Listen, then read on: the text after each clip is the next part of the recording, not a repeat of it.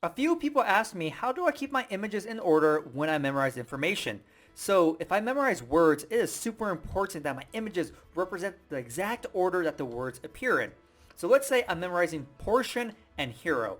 I do 2 words per location. Maybe the location is the toilet, okay? So what I create in my mind is portion, potion. So I see this potion in the toilet, or maybe the toilet is a potion, okay, potion making machine, and I see a hero, Batman. So I see Batman drinking from the toilet this potion. All right, but here's the thing. So I could say there's a potion in the toilet and Batman drinks from the toilet, or Batman is drinking a potion from the toilet.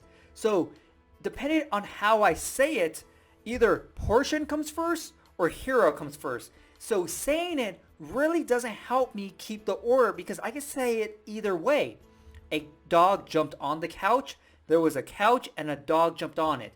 And so the way you say it is not important because it's really easy for you to mix up the order of the words just by saying it, even how you say it in your mind when you create it.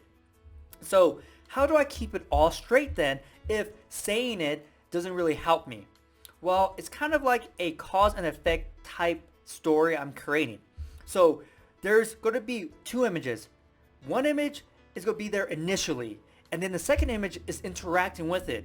And so regardless if I say Batman is drinking a potion from the toilet or there's a potion in the toilet and Batman drinks it, the key is Batman is drinking the potion.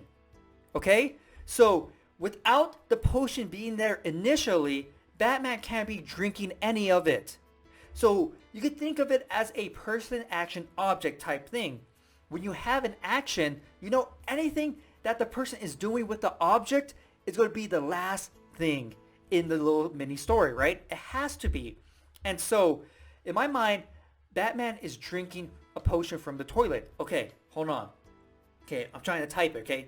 Let's say I'm trying to recall it. All right, okay, so at the toilet, Batman, oh yeah, Batman is drinking a potion from the toilet. Okay, wait. So Batman is drinking the potion, so the potion had to be there first. So potion has to be first, and then Batman is doing the drinking, so he's second. So that's going to be hero. So it's going to be portion and hero. Boom. Just like that. So even though in my mind I said it the opposite way, right? If I was going by how I said the story, hero would be first, and then portion would be second. But I know, hey, this object has to be there initially before Batman or anything after can interact with it. So let's go to 2 more words. Complicate, okay, and think. So think is going to be ink. Complicate.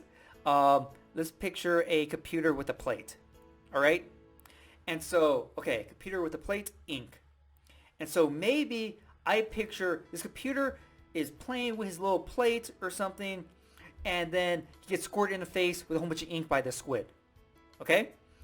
And so yes, the squid is not really necessary, but for me I would just add it because it just, I don't know, came naturally. So I'm not going to force something not to happen if it's going to happen naturally. So in my mind, I'm like, okay, maybe that happened at the sink or something. So, okay, I saw this computer playing with this plate, and then, oh yeah, the squid squirted a whole bunch of ink on it. Okay, so this inky computer with the plate, essentially.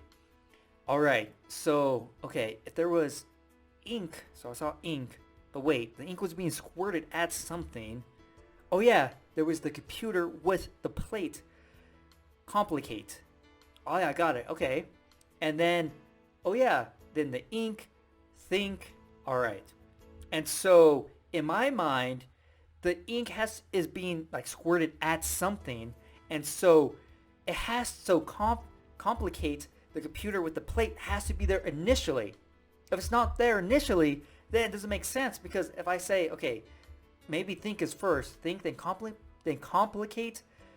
Okay, so wait, hold on. How does that make sense? Because there was ink, and then no, but the ink was being squirted at something. That's right. Complicate has to be first. The computer with the plate. Now let's say it was reverse. Okay, think then complicate. All right. So what I would picture then is I see this ink. Like back in the day, they had like the little ink quills and then like the little ink container thing. So I would picture wherever that thing is, ink and then I'll see this computer with a plate smashing it, and ink is exploding everywhere. So in order for the computer to smash something, I'm like, okay, the computer smashed something and there was ink everywhere. Oh yeah, the ink has to be there first in order for the computer to smash it. And so then I know it's think, then complicate. So you can see how I'm picturing these images and creating these stories, that it only makes sense when one of these things is in the story first, right? One of the images is first. And so that is how I always keep order, like 95, 99% of the time of the words that I'm trying to recall, because I know this thing had to come first before the second image, or else the story doesn't make any sense. And so that's how I keep everything in order. The only problem I really have when memorizing words is I might have an image that could represent two things: suitcase, luggage, briefcase.